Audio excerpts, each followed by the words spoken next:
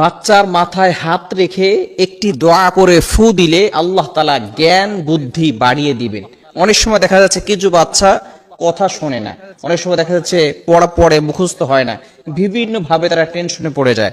যদি আপনি আপনার সন্তানকে আদর্শ সন্তান বানাতে চান এবং কোরআনের সঠিক বুঝ দিতে চান এবং কোরআনের জ্ঞান দ্বীনের জ্ঞান যদি তাকে আপনি দিতে চান, তাহলে আপনি আপনার বাচ্চার মাথায় হাত রেখে এই দোয়াটা পড়লে আল্লাহ পাক রব্বুল আলামিন তার জ্ঞান প্রজ্ঞা আল্লাহ তাআলা তার বুদ্ধিটাকে বাড়িয়ে দিবেন।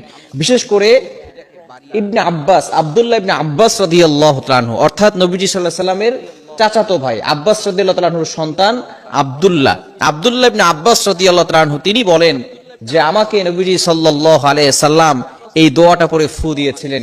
এই দোয়াটা আমার জন্য নবী সাল্লাল্লাহু আলাইহি সাল্লাম করেছিলেন, যার কারণে আল্লাহ তাআলা আমাকে এতটা জ্ঞান দান করেছিলেন।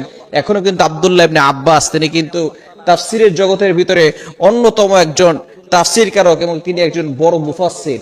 এজন্য অবশ্যই আপনি যদি আপনার সন্তানের জ্ঞান বাড়াতে চান, অনেক সময় সন্তানরা কথা শুনে না, অনেক সময় সন্তানের জ্ঞান বুদ্ধি কম থাকে, অনেক সময় সন্তান দেখা যাচ্ছে মুখস্থ করতে পারে না, পড়া ভুলে যায়, বারবার তাকে পড়তে হয়।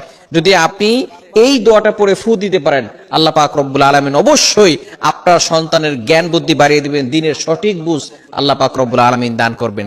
দোয়াটি হচ্ছে আল্লাহুম্মা ফাক্কিহহু ফিদ-দ্বীন ওয়া আল্লিমহু তা'ওয়ীল। খুবই চমৎকার একটি দোয়া, আল্লাহুম্মা ফাক্কিহহু ফিদ-দ্বীন ওয়া আল্লিমহু তা'ওয়ীল। এই দোয়াটা মুখস্থ করে নেবেন, কোট করে নেবেন। যারা এখানে আছেন লিখে নেন, এখানে লিখে নেন, এবং যারা শুনছেন অবশ্যই এটাকে কোট করে নেবেন এবং সন্তানের মাথায় হাত রেখে এটা পড়ে ফু দিবেন, আল্লাহুম্মা ফাক্কিহহু ফিদ-দ্বীন ওয়া আল্লিমহু তা'ওয়ীল।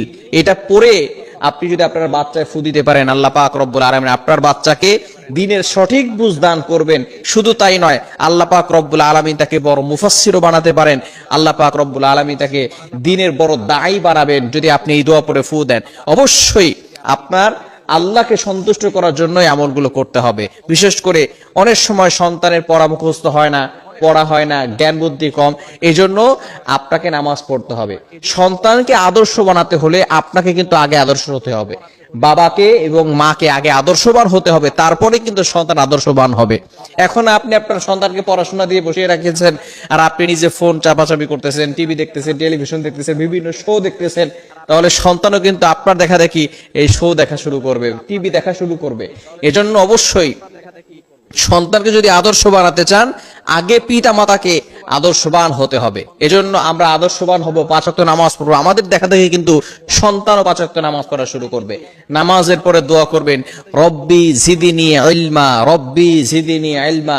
নবীজি সাল্লাল্লাহু আলাইহি সাল্লাম চমৎকার দোয়া শিখিয়ে দিয়েছেন, রব্বি জিদনি ইলমা, আল্লাহ আমার জ্ঞানটাকে বাড়িয়ে দেন, আয় রব আমার জ্ঞানটাকে বাড়িয়ে দেন, রব্বি জিদনি ইলমা, আল্লাহ আমার জ্ঞানকে বাড়িয়ে দেন। নবী সাল্লাল্লাহু আলাইহি ওয়াসাল্লাম এই দোয়া করেছেন, সাহাবায়ে কেরাম করেছেন।